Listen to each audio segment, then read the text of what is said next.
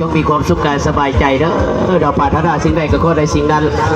ถ้าว่าท่านได้มีปัญหาทางด้านสุขภาพเจ็บร่างเจ็บแอวเจ็บแข้งเจ็บขาปวดการคอบาไหลก็อย่าลืมเนาะแวะเข้ามาเป็นการนวดฟรีสำหรับวันนี้และก็พร้อมด้วยทางเขาก็ประกอบใจนำบริษัทไฟฟ้าเขาเนาะที่ว่าเป็นโฆษณาช่วยเนาะสุดยอดดีนี่ว่าสิ่งที่อยากจะ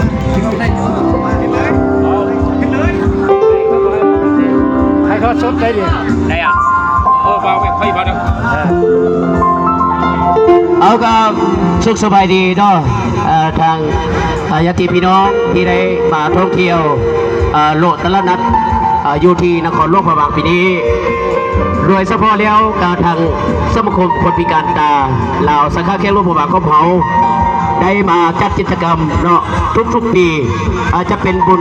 ช่วงเหือเดือน9บุญหัวเข้าประดับดินและก็บุญสงกรานต์เดือน5ปีใหม่เราเพราะว่าสมาคมของพวกเขาต้องข้อ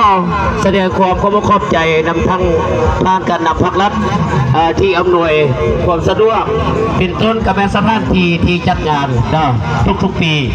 ทางสมาคมของพวกเขาจึงได้จัดกิจกรรมเพื่อเปิดการนวดฟรีเนาะแบบนวดเป็นเพชรบุหารเทวาเนาะถ้าว่าท่านได้มีปัญหาทางด้านสุขภาพจะเป็นทางท่านยิงท่านทรายเพราะว่าสาวลาวและสาวต่างประเทศถ้าว่าทานยักนวดเนาะที่ว่าครบวงจรก็ไปที่ว่าหานวดก็บ่เฮาเนาะจุดที่1ก็คือทางหานวดของทานส่วนอยู่บ้านเบียงใหม่จุดที่2ก็คือหานวดของทานซีวอนอยู่บ้านพัดโอสดจุดที่3ก็คือหานวดอยู่บ้านโพนแพงจุดที่4ก็หานวดทางท่านกะเย่จุดที่5ก็คือหานวดของทานล้อมเนาะอยู่แปะสะพานยิงเนาะถ้าว่าท่านได้ยักนวดครบวงจรก็อย่าลืมติดต่อผู้พันได้เบอร์โทรก็อยู่ทางป้ายโฆษณาเนาะหานวดของแต่ละหันเพราะฉะนั้นข้อส่วนถ้าว่าท่านได้ทางยักษ์เสริมบริการเป็นการนวดเนาะแพทย์ผู้พันของคนพิการตาก็อย่าลืมติดต่อผู้พันเนาะ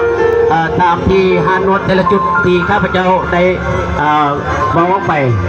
แล้วอีกทีนึงเนาะเพราะว่าคนพิการตาของพวกเขาได้มาเปิดกิจกรรมเพื่อเป็นการนวดฟรีเพื่อมาสร้างขึ้นเอาไปช่วยคนพิการตาอยู่ห่างไกลสักนิดหรือว่าอยู่สุดบดที่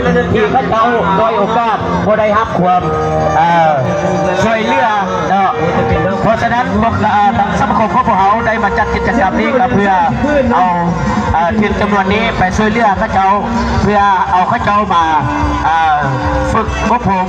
ทางด้านวิชาอาชีพจนรับจะเป็นการนวดเนาะเป็นแพทย์บูฮานเพราะฉะนั้นทางสมาคมของพวกเขา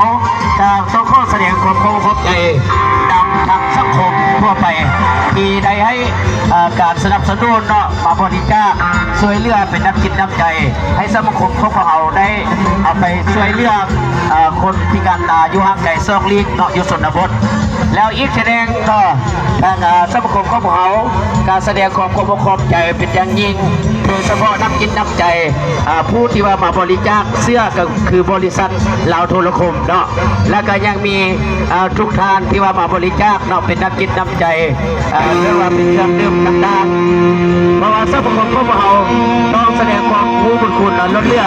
แสดงความขอบใจเป็นอย่างยิ่งเพราะว่าสมาคมของพวกเขาเนาะการจัดงานนี้มันจะมีป้ายโฆษณาเนาะอยู่ทั้งสองข้างแล้วพวกเขาทุกคนจะเป็น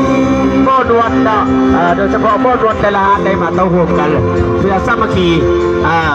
จัดงานทุกปีอีกอย่างหนึ่งก็คำควรที่ว่าหน่วยงานเขาบอกได้จัดไว้เนาะคำควรตัวที่หนึ่งความเป็นพิการความเป็นข้อจำกัดในการจ้างงานนะคำพูดตัวที่สองพวกเขาจะก้าวไปด้วยกันถ้าสังคมให้โอกาสคำพูดตัวที่สามถ้าสังคมให้โอกาสสังคมจะได้อยู่ทั้งทุกการให้โอกาสเท่าเทียมกันนะเพราะฉะนั้นต้องขอขอบใจอีกทีหนึ่งนะทาง